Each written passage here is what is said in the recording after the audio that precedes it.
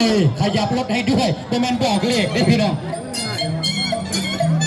ยกที่หนึ่งครับ5 ยก5 หรือ 3 ยก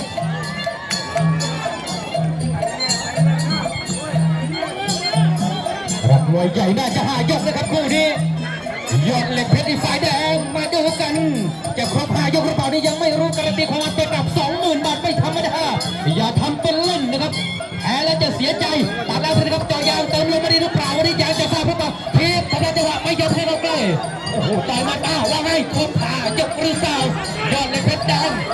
น้ำเงินนี่วิสุทธิ์เฮ้ยหน้าเขาเต็มกันเลยยังทนไหวโอ้ยโดนต่อครับลูกนี้ว่าไงเยี่ยมยอดครับเยี่ยมยอดมารยาทเยี่ยมยอดไม่ซ้ำครับไม่ซ้ำกูต่อสู้แพ้ชนะตามเกม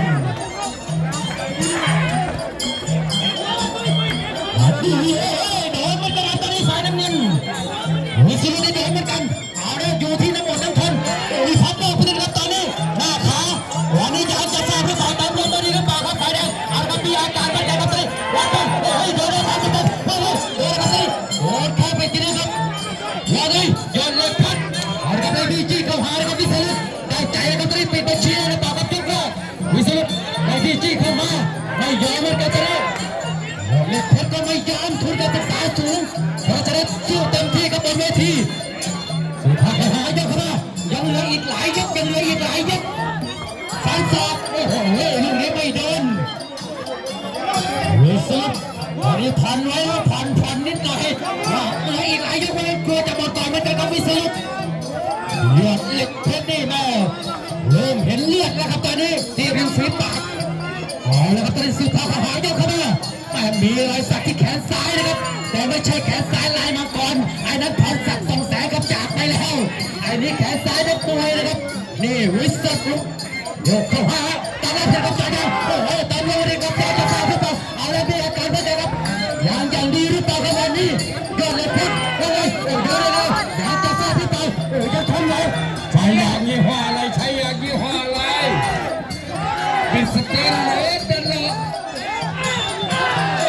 มีสองตัวเราด้วยไหวไม่ไหววัดจะเทหนึ่งโอ้โหคู่นี้ดูเดือดอีกคู่หนึ่งหลงมุมเลยอาจารย์ทำทานหลงมุมเลยทำทานซื่อเป็นของไทยเชิญครับเรามาดูความมันกันต่อกันตอนนี้ยก2เริ่มขึ้นแล้วสุดท้ายหาเหมือนเดิมวิสุทธิ์ดูเข้ามาว่าไงยอดเหล็กเพชรตอนนี้แม่ยกแรกนี่โดนไปเลยครับตอนนี้ขายางจะดีหรือเปล่าวันนี้เติมลงมาดีหรือเปล่าใช้ยางอะไรมิสลินหรือเปล่าทำได้ทำเลยเนี่ยทำได้เลย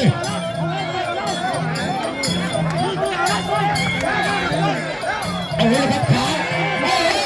อะไรกันครับยางขาดหรือเปล่าว่าไงยอดเหล็กเพชรอาศัยใจเลยครับตอนนี้เอาเลยครับตอนนี้ไม่ยอมนะครับห่างมาแต่สกุลนครมันมัดกันเลยวิสุทธิ์เดินเข้าหาดูหน้าท้องเต็มอย่างทนไว้ลูกผู้ชายใจเกินร้อยครับจะรีบยอดเหล็กเพชรเอายางนอนแน่ๆต่อยางเอามาวิสุทธิ์ว่าไงยอดเหล็กเพชรเอามาชนเลยวิสุทธิ์ไหวขึ้นโอ้ไฟตกขึ้นกันตอนนี้วิสุทธิ์ยอดเหล็กเพชรว่าไงตามหลักสู้เป็นกันตอนนี้ยอดเหล็กเพชรว่าไงไต่ซ้ายอย่าโดนกันแล้วกันวิสุทธิ์ว่าไงวิ่งแม่โอ้โหล้มทั้งคู่ล้มได้ลุกได้ครับลูกผู้ชายใจเกินร้อยล้มช้าทั้งคู่นี่เลี้ยงตั้งมือกันเลยยอดเหล็กเพชรเดินเข้าหาที่ใต้เอามาต่อสองที่มาเป็นการวิสุทธิ์สองครึ่งทางหรือเปล่าเอาว่าไงยังไม่ถึงครึ่งทางโอ้โหอาจารย์จานมาได้ยังนับแล้วกรรมการต้องเซฟความปลอดภัยไว้ก่อนครับยางจะแฟบไหมไหวไหมไหวเบิ้งเอามังยางนี่นะใครก็ตีมัดกระเอายังไม่ไหวครับไม่ไหวครับพี่เลี้ยงเกิดมือแล้ว นี่พี่เลี้ยงดูว่า